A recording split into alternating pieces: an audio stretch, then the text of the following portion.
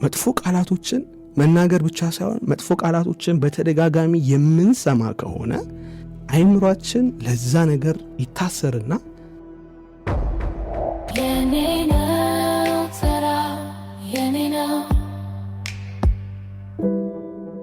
ፈጣሪ ቃላቶችን እንደ ስጦታ አድርጎ ከሰጠን እኛ ደግሞ ቃላታችንን መልካም በማድረግ ህይወታችንን መልካም ማድረግ እንደምንችል መንፈሳዊ አባቶች እንደሚመክሩን ሁሉ አሁን ደግሞ የሳይንስ ምሁራን መልካም ቃላቶች ለህይወታችን በጣም ሲግኒፊካንት የሆነ ኢምፓክት አላቸው እያሉን ነው።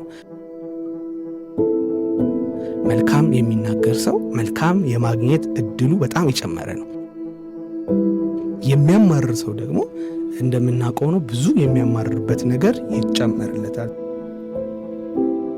ሳይንሱም መልካም ቃላቶችን መናገር መለማመድ አለብን። ሁኔታዎች መልካም ላይሆኑ ይችላሉ፣ እንዳሰብናቸው ላይሆኑ ይችላል። ግን ሁለት ምርጫ አለን፣ ማማረር ወይም አለማማረር። በነገሩ መበሳጨት ወይም ደግሞ በነገሩ ማመስገን ይቻላል። ምርጫ ነው። ይሄ ነገር እየወቁ አልተረዳችሁኝም፣ የኔ ችግር በጣም ከባድ ነው እና በዚህ ጉዳይ ላማርርበት ብቻ ነው እንጂ ላመሰግንበት አልችልም የሚለን አድማጭ ሊኖር ይችላል። ግን መንፈሳዊ አባቶቻችንም ሳይንሱም ግን ጉዳዩ የከበደውን ያህል ቢከብድ ማማረር ግን ነገሩን ያከብደዋል እንጂ አያቀለውም እያሉ ለምን ፈተናችን፣ ችግራችን፣ ነገሮቻችን እየከበዱ እየጠበቁ ከሚመጡብን ማመስገን መለማመድ ቢመረንም በቃ አይደለ ከምሬት ውስጥ መልካም ቃላቶችን ማውጣት መቻል ነገሮችን ይቀይራል፣ ህይወትን ይቀይራል እያሉ ነውና እንደ ምክረ ሐሳብ ብንወስደውና ብንለማመደው በቃ አሁን ችግሩን ማሰብ ለደቂቃ እናቁምና ያለንን ነገር እናስብ። ጤና አለን፣ ጊዜ አለን፣ ቤተሰብ አለን፣ ጓደኛ አለን፣ ስራ አለን። ስራ ከሌለንም ደግሞ በቃ የምንውልበት ቦታ አለ። የምንውልበት ቦታ እንኳን ከሌለ መቄዶንያ ሄደን መዋል እንችላለን፣ ጌርጌሴኖን ሄደን መዋል እንችላለን፣ ከተማችን ላይ ወጥተን ወክ ማድረግ እንችላለን። ብቻ ብዙ ነገር አለን። የሌለንን ነገር ማሰብ የባሰ ሌላ የሌለንን ነገር እንድናስብ እድል ይከፍትልናል እንጂ አሁን ካለንበት ችግር እንድንወጣ መንገድ አያሳየን። በቃ ችግር አለ በህይወታችን፣ እሱን አምኖ መቀበል ያስፈልጋል። እንዴት ልፍታው ለማለት ስንጀምር አሁን ችግሩን ከማሰብ ረገብ እንልና እስኪ እኔ ምን አለኝ፣ በቃ ባለፈው ሳምንት እንዳነሳ ነው በቃ ጊዜ አለኝ፣ ጤና አለኝ፣ ቤተሰብ አለኝ፣ ጓደኛ አለኝ፣ ጎረቤት አለኝ፣ በቃ ትራንስፖርት አለኝ፣ እግሬ ጤነኛ ነው፣ እጄ ጤነኛ ነው። ብቻ ያለንን ነገር ላይ ፎከስ እናደርግ። የሌለን ነገርን ከማየት አይምሯችን ይላቀቅና ከዛ በኋላ መፍትሄዎች ወደ ልባችን መምጣት ይጀምራል።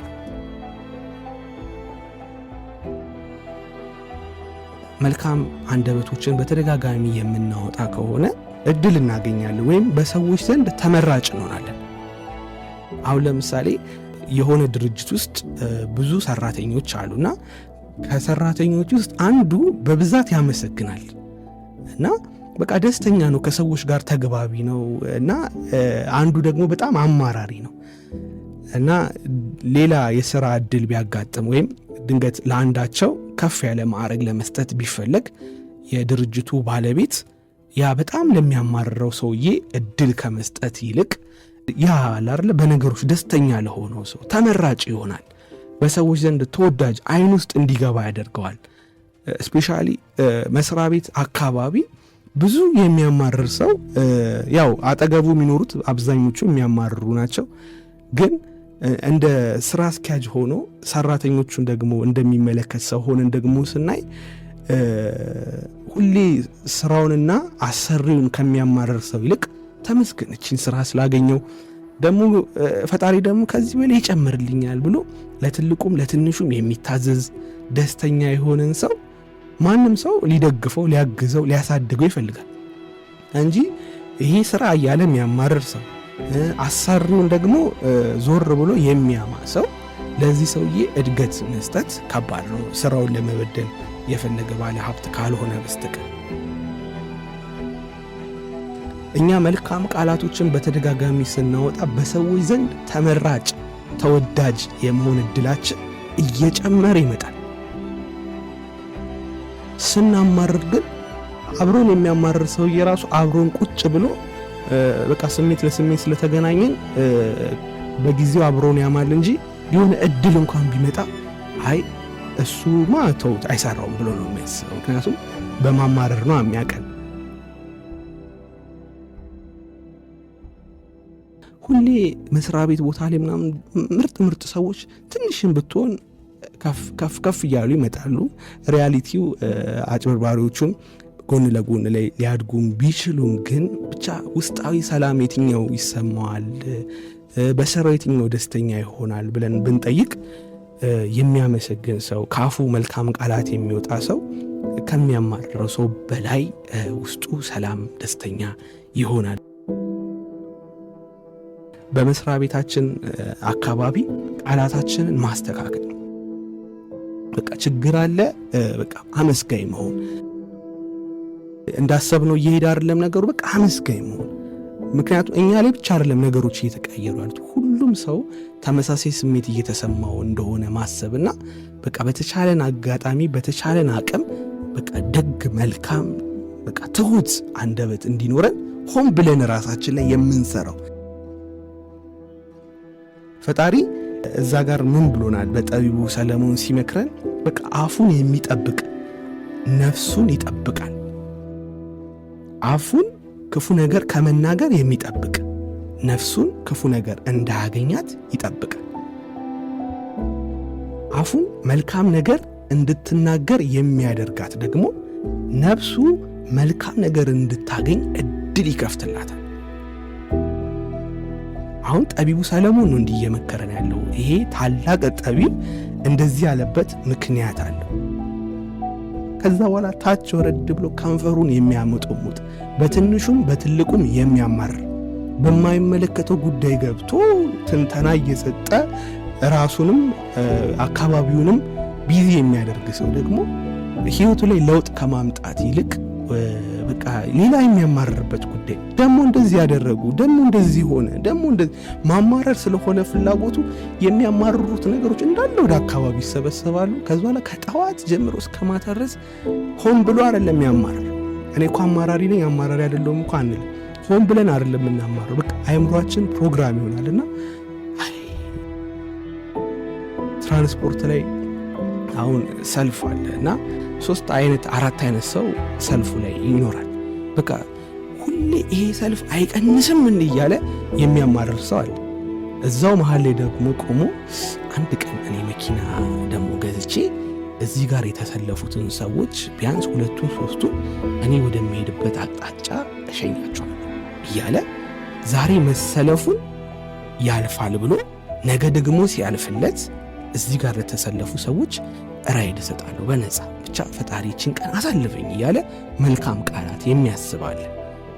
አንዳንድ ደግሞ በቃ ይሄ ሰልፍ በቃ አይቀንስም ወይ ሁሌ ጭቅጭቅ ነው፣ ሰው ደግሞ በቃ ያጨረብራል ሰልፍ ምናምን እያለ ቀኑ ሙሉ ላይቀርለት ሰልፉ ተሰልፎ ቤቱ መግባቱ ግዴታ ስለሆነ ማማረሩን በቃ ይመርጣልና አሁን ምርጫ በቃ ማማረር ካበዛን የምናማርበት ነገር ይጨመራል። ማመስገን ስንጀምር ደግሞ የምናመሰግንበት ነገር ይጨምራል። ነፍሳችን ህይወታችን ምን አይነት ፍሬ እንድታፈራ ምንፈልግ ከሆነ አንደበታችንን መጥነን መልቀቅ አለብን። አሁን እኔ ከአንደበቴ የሚወጡትን ቃላቶች እያስተዋልኩ እየመጠንኩ ነው የማወጣው። በእኔ ቁጥጥር ስር ነው አንደበቴ። መጥፎ ነገር በተናገርኩ መጥፎ ነገር ባንጸባረኩ ቁጥር መጥፎ ነገር ያጋጥመኛል። አሁን ሶሻል ሚዲያችን ላይ እኔ ከሶሻል ሚዲያ ጋር ብዙ ጸብ የለኝም፣ መልካም ነው፣ ብዙ መልካም ጎኖች አሉት። በዛው ልክ መጥፎ ቃላቶች መጥፎ ሐሳቦች ደግሞ የሚንሸራሸሩበት ቦታ ነው። መጥፎ ቃላቶችን መናገር ብቻ ሳይሆን መጥፎ ቃላቶችን በተደጋጋሚ የምንሰማ ከሆነ አይምሯችን ለዛ ነገር ይታሰርና ከመፍትሄው ከበረከቱ በላይ አይምሯችን ወደ ችግሩ ወደ ማማረሩ ያመዝናል። አንደበታችንንም ጆሮአችንንም ልንቆጣጠረው ልንጠብቀው ይገባል። መልካም ፍሬ እንድንበላ ምንፈልግ ከሆነ ደግሞ ቃላቶቻችንን ትረባ መቀነስ አለብን። ሰዎች ላይ ማንጓጠጥ መቀነስ አለብን። ሰዎችን ማማት መቀነስ አለብን። ሰዎችን መልካም ሲሰሩ መልካም የሰሯትን ነገር እያጎሉ መናገር፣ ስህተት ሲሰሩ ያቺን ስህተት እየደጋገሙ ማውራት አንድ ለሰውየውም አይጠቅመውም፣ ለእኛም አይጠቅመም። አንደበታችን ሕይወታችን ላይ አሻራ እንዳለው መንፈሳዊ አባቶች ያው እድሜ ልካችንን ሲነግሩ ነበር። አሁን ደግሞ ዘመናዊ ሳይንስ ፖዚቲቭ ወርድ ብዙ ላይፍ ላይ ኢምፓክት እንዳለው እያስረዳን ይገኛል። ራሳችንን መርመር እናድርገው። በቃ ለምንድን ነው በህይወቴ ለውጥ የሌለው? በቃ አማራሪ ነኝ ማለት ነው። ከማመሰግን ይልቅ የማማረርበት ነጥቦች ይበዛሉ። ስለዛ የማማረር ከሆነ እንዴት ነው ማማረሬን በመቀነስ የማመሰግንባቸውን ነገሮች በመጨመር ከፈጣሪ ጋር ራሱ እኮ ግንኙነታችን ሰላማዊ እንዲሆን፣ ጸሎታችንም ሰላማዊ እንዲሆን። ብዙ ጊዜ ጸሎታችንን ልብ ብለን የምንሰማው ከሆነ የሌሉንን ነገሮች ነው ለፈጣሪ የምንነግረው እንጂ ያሉንን ነገሮች እኮ እየነገርነው አናመሰግነው። አሁን ይሄንን የሬዲዮ ፕሮግራም እንድሰማ ጆሮዬን የከፈተልኝ ፈጣሪ የተመሰገነ ይሁን። የምናመሰግንበት ነጥቦች ብዙ ናቸው። አሁን ትራንስፖርት ውስጥ በሰላም እየተንቀሳቀስኩ ስለሆነ ተመስገን። ዝናብ እየዘነበ ነው፣ ግን እኔ ጃኬት ስላደረግኩ ተመስገን። ጃኬት ያላደረገ በረንዳ ላይ ያለ ወጣት አለ። የኔ ችግርና የሰውየውን ችግር እያነጻጸረን ብዙ ጊዜ ከኛ የበለጡንን ከማየት ይልቅ ከኛ አነስ ያሉትን ስንመለከት አመስጋኝ እንድንሆን እድል ይከፍትልናል።